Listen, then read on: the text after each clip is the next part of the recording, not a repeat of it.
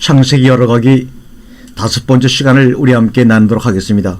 오늘은 좀 우리가 한번 별미를 먹는다는 생각으로 사라진 언약궤를 찾아라, 이 말씀을 가지고 함께 은혜를 나누겠습니다. 히브리서 9장 1절과 5절까지 말씀을 먼저 한번 봉독하겠습니다. 첫 언약에도 섬기는 예법과 세상에 속한 성소가 있더라. 예비한 장막이 있고 그 안에 등대와 상과 진설병이 있으니 이는 성소라 일컫고, 또 둘째 시장 뒤에 있는 장막을 지성소라 일컫나니 금향로와 사면을 금으로 싼 언약궤가 있고 그 안에 만나를 담은 금 항아리와 아론의 쌍난 지팡이와 언약의 비석들이 있고. 언약궤라는 것, 아마 여러분이 설명을 드리지 않아도 언약궤에 대해서는 너무나 잘 알고 계십니다. 그런데 이 언약궤가 사라졌다는 말입니다. 하나님은 이스라엘 백성들에게 너희는 내 백성이 되고 나는 너희의 하나님이 되겠다는 증표로 무엇을 주셨습니까? 바로 십계명을 주셨습니다. 보이지 않는 하나님과 함께 한다는 것은 참으로 믿기 어려운 일입니다. 하나님은 그들을 사랑했지만 그들에게 그것을 증명해 줄 만한 증거가 없었습니다. 무엇을 구심점으로 삼아야 할지 근거가 없었습니다. 마침내 하나님은 그들에게 증거를 보여주십니다. 그 십계명이 하나님의 언약의 증표이며 증거였습니다. 그들은 이 언약의 증거인 십계명이 기록된 돌판을 두어야 할 장소가 필요했습니다. 하나님은 모세를 통하여 성막을 짓게 하시고 성소와 지성소로 나누게 하십니다. 사람이 볼 수 없도록 은밀한 지성소에 비밀스럽게 감춰진 이 언약궤는 무엇이기에 그것처럼 소중하게 여겼을까요? 이 언약궤 안에는 만나를 담은 금 향아리와 쌍난 아론의 지팡이와 모세가 받은 율법인 십계명이 기록된 두 돌판이 들어있었습니다. 이스라엘 백성들은 이 성막을 중심으로 살았습니다. 죄를 지으면 이곳에 와서 용서를 받았습니다. 그리고 그들의 생활의 전부가 되는 곳이 바로 성막이었습니다. 백성들은 언약궤를 통하여 구원을 받았습니다. 여호수아가 백성들을 끌고 요단강을 건널 때 이 법궤를 맨 제사장들이 맨 먼저 요단강을 밟자 흐르던 요단강 물이 멈추어 무사히 건널 수 있었습니다. 또 백성들이 전쟁터에 나갈 때 법궤를 메고 나아가 승리를 거두었습니다. 여호수아 3장 14절과 17절 말씀을 보면 백성이 요단을 건너려고 자기들의 장막을 떠날 때 제사장들은 언약궤를 메고 백성 앞에서 행하니라. 요단이 몸에 꺼든 시기에 항상 언덕에 넘쳤더라. 궤를 맨 자들이 요단에 이르면 궤를 맨 제사장들의 발이 물가에 잠기자 위에서부터 흘러내리던 물이 그쳐서 여호와의 언약궤를 맨 제사장들은 마른 땅에 굳게 섰고 온 이스라엘 백성은 마른 땅으로 행하여 요단을 건너니라. 이렇게 말씀하고 있습니다. 그러면 이 사라진 언약궤는 도대체 무슨 말인가? 백성들과 함께 애안이 살아있는 하나님의 법궤는 느부갓네살 왕 때까지는 존재했지만 그 법궤가 지금 어디에 있는지 수수께끼로 남아있습니다. 사람들은 지금도 그 법궤를 찾으러 다닙니다. 예수님 시대에도 성전은 존재했지만 사실 그 안에 하나님의 법궤가 없었습니다. 자, 바벨론의 느부갓네살 왕과 언약궤 분실 사건에 대해서 우리 한번 잠시 머리를 식힌다는 생각으로 이 말씀을 한번 우리가 보겠습니다. 어떻게 예루살렘 성이 무너졌는지 기록되지 않았습니다. 그러나 고대 성을 무너뜨리는 대표적인 방법은 공성태 사용이었습니다. 열왕기하 24장 8절에 보면 여호와김은 18살의 왕이 되어 석 달간 통치하였다. 그의 어머니는 느후스다이며 예루살렘 에라단의 딸이었다. 이렇게 기록하고 있습니다. 10절에 의하면 여호야김 시대 때 느부갓네살의 신복들이 예루살렘을 공격하였다고 기록하고 있으며 11절에 의하면 이때 느부갓네살도 예루살렘에 도착했다고 기록하고 있습니다. 이 사실은 바벨론 연도기에도 확실히 기록이 되어 있는 내용들입니다. 느부갓네살이 키슬레브달 주전 598년도 11월과 11월 사이에 진군하여 아달월 주전 597년 2, 3월 2일에 예루살렘을 정복합니다. 성서는 이 사건이 느부갓네살 왕 8년이라 기록되어 있는데 열왕기하 24장 12절에 기록되어 있습니다. 바벨론 연대기에서는 느부갓네살 7년에 이 사건이 발생하였다고 기록하고 있습니다. 13절에 의하면 느부갓네살은 이때 여호와의 성전의 모든 보물과 왕궁의 보물을 집어내고 또 이스라엘의 왕 솔로몬이 만든 것, 곧 여호와의 성전의 금그릇을 다 파괴하였다고 기록하고 있습니다. 뿐만 아니라 예루살렘에서 처음으로 사람들을 바벨론으로 잡아갔다고 14절에 기록하고 있습니다. 아마 이때 성전 안에 있던 언약궤를 느부갓네살 왕이 가져가므로 이때부터 예루살렘 성전 안에는 언약궤가 사라졌고 지금까지 없는 것으로 그렇게 확인되고 있습니다. 느부갓네살은 이때 여호와김을 비롯한 왕의 어머니, 왕의 아내들 넷이 그리고 권세 있는 자를 잡아갔습니다. 뿐만 아니라 용사 7천여 명과 장인과 대장장이 1000명을 또 잡아갔습니다. 바벨론에서 강주 이주 대상으로 삼은 자들은 왕과 그 가족 그리고 고위 관리 그리고 전문가들을 강제 이주시켰습니다. 17절에 의하면 그의 삼촌이며 요시야 왕의 아들인 시드기야가 대신하여 그리고 왕이 되었습니다. 열왕기하 24장 18절과 20절까지 우리가 말씀을 보면 여호와김이 잡혀간 이후 요시야 왕의 아들인 시드기야가 21세에 유다의 왕이 되어 11년간 통치하였음을 기록하고 있죠. 그는 유다의 마지막 왕이 되었습니다. 여호와김에 대하여 여호와 보시기에 악을 행한 왕으로 평가하고 있습니다. 여호와김의 악행은 여호와께서 예루살렘과 유다에서 이스라엘 백성을 쫓아내실 지경에 이르렀음을 말하고 있습니다. 시드기야 왕이 바벨론 왕을 배반하였다고 기록하고 있습니다. 시드기야의 배반은 무력적인 공격을 의미하는 것이 아니라 정기적으로 바쳐야 하는 조공을 바치지 않았거나 다른 나라 특히 이집트와 모종의 외교적 관계를 복원하려고 시도했음을 짐작해 볼 수가 있습니다. 특히 시드기야가 바벨론에 의하여 왕으로 세워지긴 했지만 조카였던 여호와긴 왕이 강제 이주되는 비극을 겪으느라 그 역시 바벨론에 의한 등극이 그에게 좋지만은 않았을 것입니다. 특히 에스겔서 17장 13절과 20절에 의하면 바벨론이 애굽의 도움을 구하려고 했음을 알 수 있습니다. 또 에스겔서 17장 15절 이하를 한번 여러분 읽어보십시오. 이러한 신명기 역사가의 표현은 시드기야가 바벨론 왕을 배반함으로써 인하여 재앙이 다가올 것을 예견하는 표현입니다. 열왕기하 25장 1절부터 7절까지는 예루살렘의 멸망에 대하여 기록을 하고 있습니다. 1절에 의하면 시드기야 통치 제9년 열째 달 10일에 바벨론 느부갓네살 왕이 예루살렘을 포위 공격하였다. 특히 예루살렘을 공격하기 위하여 성 주변에 토성을 쌓았다. 포위 기간은 주전 588년 1월부터 주전 587년 8월까지 19개월 동안 포위하였다. 표면적으로는 3년간 포위한 것으로 이해할 수 있다. 그런데 3년간 성을 포위하는 이야기는 신명기 역사에서 종종 발견할 수 있다. 열왕기하 10장 5절에 의하면 아시리아 왕이 사마리아를 3년간 포위하였다고 기록하고 있다. 3절에 의하면 시드기야 왕 제11년에 기근이 들어 성의 양식이 떨어졌다고 기록하고 있습니다. 기근으로 인한 사회현상이나 어떤 사건들에 대하여 기록하고 있지는 않지만 열왕기하 6장 24절부터 33절 같은 사건들이 발생하였음을 짐작할 수 있습니다. 4절에 의하면 예루살렘 성벽이 파괴되었습니다. 자세한 성경성의 기록이 없지만 그러나 예루살렘의 지형적인 특성을 고려할 때 바벨론 군대는 예루살렘의 북쪽 지역을 통하여 예루살렘 성벽을 뚫고 들어갔을 것이 확실합니다. 왜냐하면 북쪽 지역에는 외적을 방어할 수 있는 어떤 천연적인 지형지물이 없었기 때문입니다. 바벨론 군대가 어떻게 예루살렘 성을 무너뜨렸는지는 기록되어 있지 않습니다. 그러나 고대 시대에 성을 무너뜨리는 가장 대표적인 방법은 공성태를 사용하는 것입니다.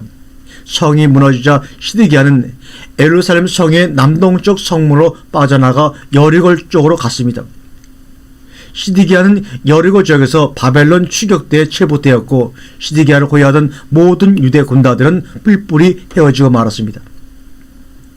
다니엘은 이스라엘 왕족으로서 바벨론의 느부갓네살에 의해 포로로 잡혀갔습니다. 그리고 그곳에서 신바벨론 제국의 마지막 왕인 벨사살, 메대의 다리오 왕, 통일된 메데바사 제국의 고레스 왕 등의 4명의 왕들을 위해 봉사하였습니다.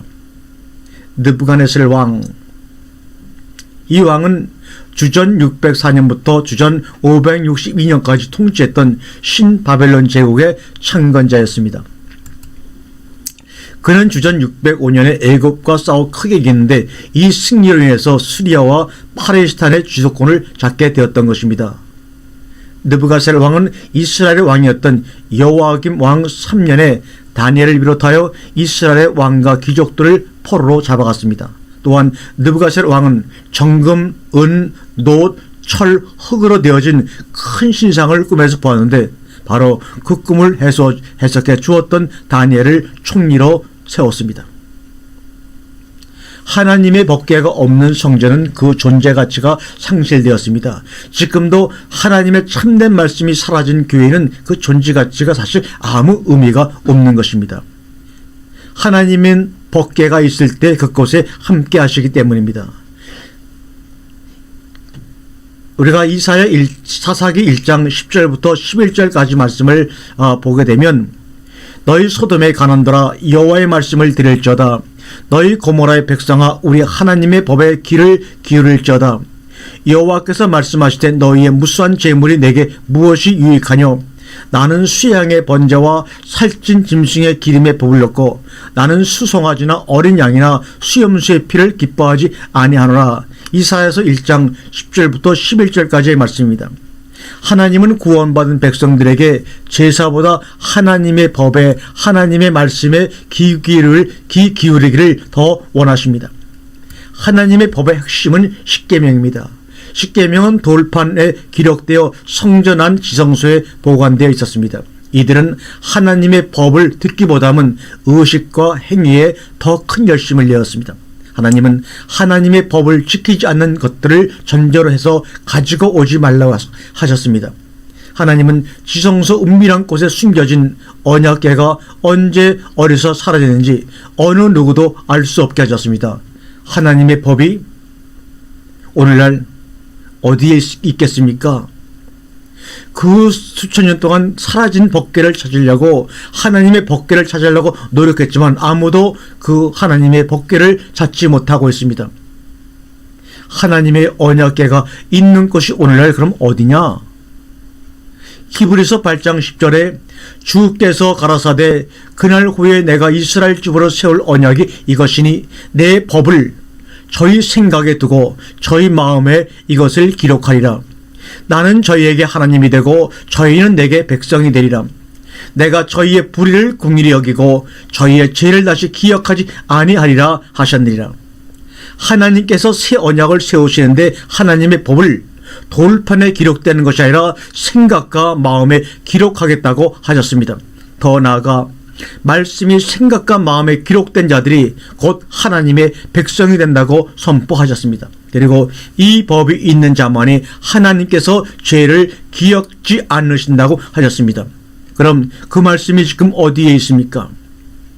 로마서 10장 8절에 말씀이 내게 가까워 내 입에 있으며 내 마음에 있다 하였으니 곧 우리가 전파하는 믿음의 말씀이라 이렇게 말합니다. 우리 안에 하나님의 말씀이 있다고 성경은 말씀하고 있습니다. 다시 말해 예수 그리스도를 영접한 자들은 하나님의 법이 있는 자들이요 언약궤요 법궤라는 것입니다. 그러므로 느부갓네살 왕 때 사라진 하나님의 법궤가 바로 오늘 이 시대에는 여러분의 생각과 마음속으로 이전되었다는 것을 말씀하는 것입니다. 그래서 사라진 언약궤를 찾지 못한다고 말하는 것입니다. 그러나 그 사라진 언약궤는 현재 여러분과 저의 생각과 마음속에 간직되어 있습니다. 언약궤는 십딘나무로 만들어졌습니다. 십딘나무는 가시나무의 일종으로 마르면 막 뒤틀리고 갈라지는 결을 가지고 있습니다. 즉 인간의 죄악 상태를 표현하고 있습니다.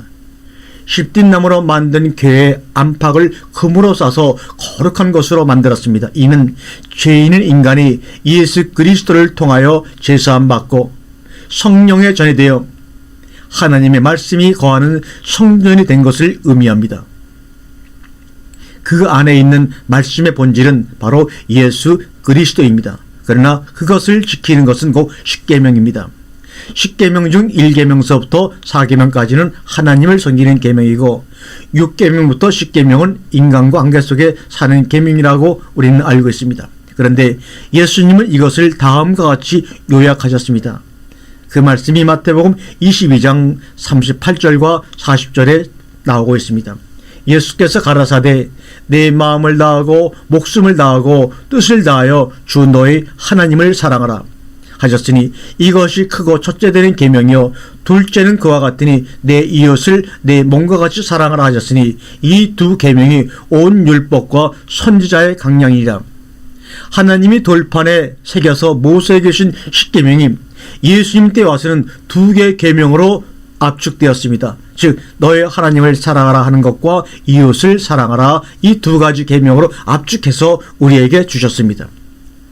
이 시대에 하나님의 언약궤가 된 자들, 즉 하나님의 말씀이 있는 자들을 사람들이 알지 못합니다. 그리고 계속해서 사라진 언약궤를 찾으려고 얼마나 동분서주하고 있는지 모릅니다. 왜냐하면 우리의 육신의 생각과 마음속에 감춰져 있기 때문입니다. 아무리 찾으려고 해도 찾지 못합니다. 찾을 수가 없습니다. 이것을 찾으려면 성령을 통하여 성경이 열려질 때 가능합니다. 성경이 열려진다는 것은 곧 내 마음이 열려지는 것이며 성경이 열려진다는 것은 곧 내 마음이 열려지는 것이며 주님의 말씀이 열려지는 것입니다. 그러므로 첫째, 우리는 먼저 자신이 법궤가 된 것임을 알아야 합니다. 두 번째로 내 안에 있는 하나님의 법을 찾아 그 법에 따라 순종하는 삶을 살아야 합니다. 그것이 바로 십계명을 지키는 삶입니다.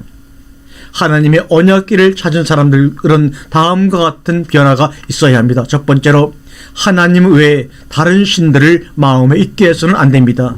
너는 나 외에 다른 신들을 내게 있게 말지니라. 출애굽기 20장 3절 말씀입니다. 그러면 다른 신은 도대체 무엇을 말하는지요?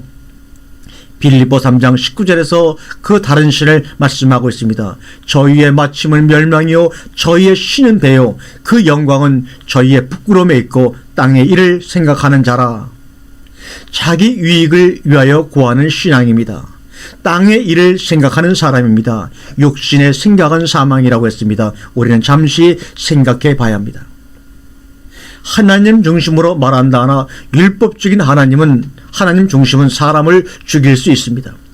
하나님께서 안식일날 병든 사람을 고치셨습니다. 이것을 본 율법주의자들은 불법으로 간주하고 하나님의 법을 어겼다고 예수님을 정죄합니다. 그러나 예수님은 율법적인 법은 행위로 지키는 것으로 끝나는 것이 아니라 생명을 살리는 데 그 목적이 있다고 강조하셨습니다. 우리도 생명을 지키는 것이 곧 하나님을 사랑하는 것입니다. 생명을 지키기 위해서는 생명의 말씀을 깨달아야 생명을 지킬 수가 있습니다. 하나님을 알아야 합니다. 그래야 그분을 온전히 우리가 섬길 수가 있습니다. 다시 말해서 하나님의 언약궤가 된 사람들은 하나님을 섬기는 것이 바로 첫째입니다. 그 첫째는 생명을 살리는 데 있습니다. 이것이 우선순위가 될 때 하나님께서 매우 기뻐하십니다. 두 번째, 자기 자신을 위해 우상을 만들지 말아야 합니다. 인도의 인구가 13억가량이라고 합니다. 그리고 13억 개의 신을 가지고 있다고 합니다. 우리는 상상이 안 되는 겁니다. 각자마다 자기 나름대로 생각하고 믿는 신이 있다는 말이죠. 하나님의 나라에서 우상이란 하나님 말고 다른 모든 것, 생명이 없는 것, 죽어 있는 것을 섬길 때 우상이라고 합니다. 우상은 도대체 왜 만들까? 왜 만듭니까? 결론은 자신을 위해서 만드는 것입니다. 하나님의 법이 있는 자는 이제 자기를 위해 사는 자가 아닙니다. 자신을 구원해 주신 예수 그리스도의 은혜로 인해 하나님의 영광을 위해 사는 자입니다.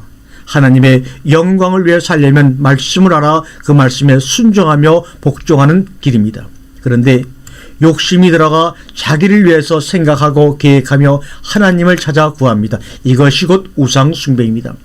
이 문제를 해결하기 위해 기도하고 사람을 찾습니다. 곧 그 사람이 그에게 우상입니다. 우상 숭배는 마음으로부터 시작이 됩니다. 여러분들이 어떤 문제를 해결하려고 애연을 받으러 가거나 무엇을 하거나 이렇게 하는 것 자체가 뭡니까? 그 사람이 곧 그에게 우상입니다. 우리는 목회자들이 성도들에게 우상이 되어서는 안 됩니다. 은사 받은 자들이 은사를 이용해서 그들에게 우상의 노릇을 하면 안 됩니다. 깨달아야 됩니다. 골로새 3장 5절에 그러므로 땅에 있는 지체를 죽이라. 곧 음란과 부정과 사욕과 악한 정욕과 탐심이니 탐심은 우상숭배니라. 골로새서 3장 5절에 분명히 말씀하고 있습니다. 저들은 하나님의 말씀이 아닌 지은 말로 사람을 유혹하여 그 말을 믿게 하고 따르게 합니다. 예수님은 그 이름이라도 부르지 말라고 했습니다. 이는 하나님은 질투하시는 분이기 때문입니다. 사도 바울은 음행과 온갖 더러운 것과 탐욕은 너희 중에서 그 이름이라도 부르지 말라. 에베소 5장 3절에 말씀 아닙니까? 성도로서 갖춰야 할 마땅한 생각이라는 겁니다. 탐욕, 플레오넥시아란 말이다. 플레오넥시아, 탐심, 더 많이 가지기를 원하는 사람에서 유래하였습니다. 더 많이 가지려는 탐욕스러운 욕망을 의미합니다. 아담과 하와는 에덴 동산에서 하나님이 주신 것으로 만족하는 삶을 살아야 하는데 선악과를 먹으면 하나님같이 될 수 있다는 사단의 게임에 빠져 탐욕을 억제하지 못하고 선악과를 따먹어 죄의 조상이 되었습니다. 이렇게 더 가지려는 욕망은 너무나 무섭습니다. 우리는 주님 한 분만으로 만족해야 합니다. 다시 말해 하나님의 법궤를 찾은 사람은 주님 한 분만으로 만족하며 있는 것으로 감사하는 신앙입니다. 자기의 의익을 위해 다른 것을 구하지 않고 먼저 그의 나라와 그의 의를 구하는 사람입니다. 세 번째, 여호와의 이름을 망령되이 부르지를 않습니다. 망령은 히브리어로 샤오인데 공허, 헛됨, 허무, 거짓을 의미합니다. 샤오의 가장 친숙한 용례는 셋째 계명입니다. 너는 너의 하나님 여호와의 이름을 망령되이 일컫지 말라.